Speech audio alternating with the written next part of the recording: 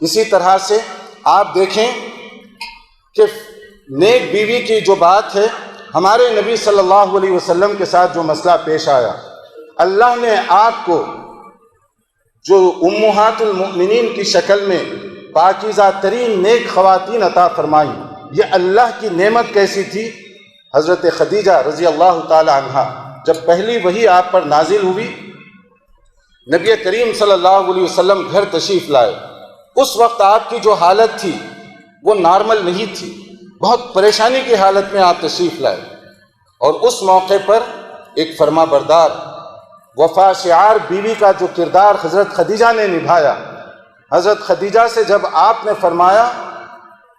کہ مجھے اپنے آپ پر کچھ خوف سا ہونے لگا ہے،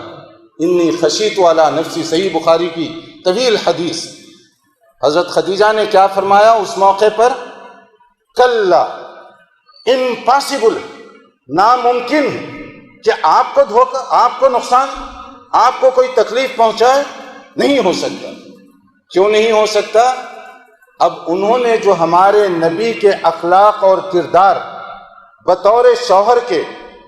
15 سالہ زندگی میں دیکھے تھے، کیونکہ آپ نبی بنے 40 سال کی عمر میں، شادی ہوئی 25 سال، تو گویا 15 سال کی جو رفاقت ہے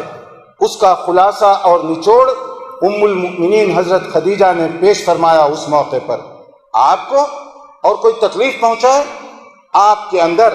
یہ خصوصیات ہیں، یہ کوالٹیز ہیں، یہ مہربانی، یہ عفو درگزر کا جذبہ، یہ لوگوں کے ساتھ ہمدردی کا معاملہ، جو شخص اتنی خوبیوں کا مرکب اور مجسم نمونہ ہو، بھلا اس کے لیے کہاں سے یہ پریشانی ہو سکتی ہے اور کیسے اس کے لیے یہ پریشانی ہو سکتی ہے۔ لیکن آپ دیکھیں کہ حضرت خدیجہ نے کس طریقے سے اطمینان دلایا،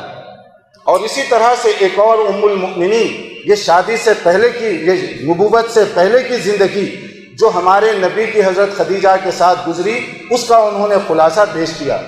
اور دوسری ام المؤمنین حضرت عائشہ رضی اللہ تعالی عنہا نے ایک اور نمونہ پیش کیا۔ نبی کریم صلی اللہ علیہ وسلم کے متعلق کچھ لوگوں نے آپ کے حالات دریافت کیے، سیرت، بایوگرافی نبی کریم صلی اللہ علیہ وسلم کی جب دریافت کی تو حضرت عائشہ رضی اللہ عنہا نے کیا پوچھا ان سے؟ انہوں نے سوال کیا تھا نبی کی سیرت بیان کیجیے، تو ام المؤمنین نے کیا جواب دیا؟ کیا تم قرآن نہیں پڑھتے؟ سننے والوں کو تعجب ہوا، انہوں نے سوچا کہ شاید سوال نہیں سمجھی ام المؤمنین، انہوں نے کہا کہ ہم سیرت کے متعلق سوال کر رہے ہیں، تو ام المؤمنین نے فرمایا اسی کا میں جواب دے رہی ہوں۔ کیا جواب تھا؟ کان خلقہ القرآن، رسول اکرم صلی اللہ علیہ وسلم کی تم سیرت مجھ سے پوچھنا چاہتے ہو؟ قرآن لے لو، قرآن پڑھو، قرآن اگر تھیوری ہے تو رسول اللہ صلی اللہ علیہ وسلم اس کی پریکٹیکل شکل، جو کچھ قرآن میں کہا گیا اس کا عملی نمونہ اگر تم دیکھنا چاہتے ہو تو وہ رسول اللہ صلی اللہ علیہ وسلم ہے۔ اس ایک جملے میں نبی کی پوری زندگی اور سیرت بیان کریں کہ قرآن پڑھنے کے بعد الگ سے پھر سیرت کی کیا ضرورت ہے۔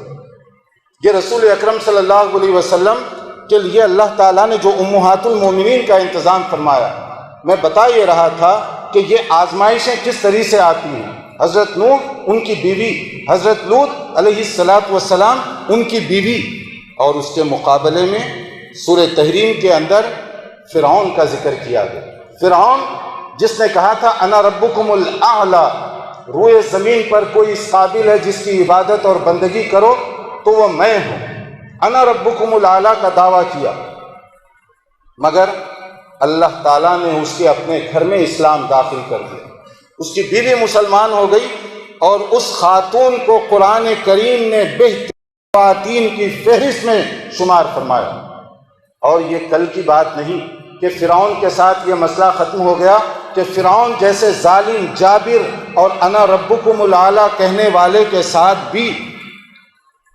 اس طرح کا انداز ہو سکتا ہے کہ اس کے گھر میں دین داخل ہو۔ آج بھی یہی بات ہے، کتنے ایسے اسلام کے مخالفین عالمی سطح پر، سپر پاور طاقتیں جو اسلام کے مخالفین ہیں، اللہ تعالیٰ نے ان کے گھر میں اسلام داخل کر دیا۔ کون کہہ سکتا تھا کہ جرمنی میں، فرانس میں، انگلینڈ میں، وہاں کی رائل فیملیز کے اندر